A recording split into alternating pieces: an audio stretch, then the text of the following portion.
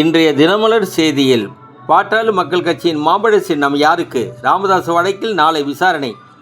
முடிவில் யாருக்கும் மாம்பழ சின்னம் கிடைக்காமல் போய்விடுமா? சென்னை உயர்நீதிமன்றத்தில் விசாரணைக்கு வருகிறது.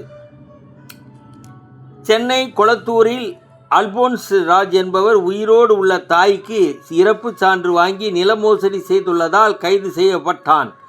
ஆவடி அரசு வேலை வாங்கி தருவதாக 14 லட்சம் ரூபாய் ஏமாற்றிய ஓட்டுநர் நாகராஜன் கைது செய்யப்பட்டான். சமயபுரம் கோவிலுக்கு பாத யாத்திரை சென்ற பெண்கள் மீது கார் மோதியதில் 4 பேர் உயிரிழந்தனர், ஒருவர் படுகாயம். தஞ்சாவூர் அருகே 17 வயது சிறுமிக்கு பாலியல் தொல்லை அளித்த 3 சிறுவர்கள் உட்பட 7 பேரை போலீசார் கைது செய்தனர். பாகிஸ்தானுக்கு உளவு பார்த்ததாக ராஜஸ்தான் இளைஞர் கைது செய்யப்பட்டான். இடைநிலை ஆசிரியர்கள் போராட்டம் பள்ளி கல்வித்துறை அமைச்சரின் வேண்டுகோளை ஏற்று தற்காலிகமாக நிறுத்தி வைத்துள்ளனர். இந்த நம்பிக்கை அடுத்து அமைச்சர் என்ன செய்யப் போகிறார் என்பதை கவனிப்போம். வணக்கம்.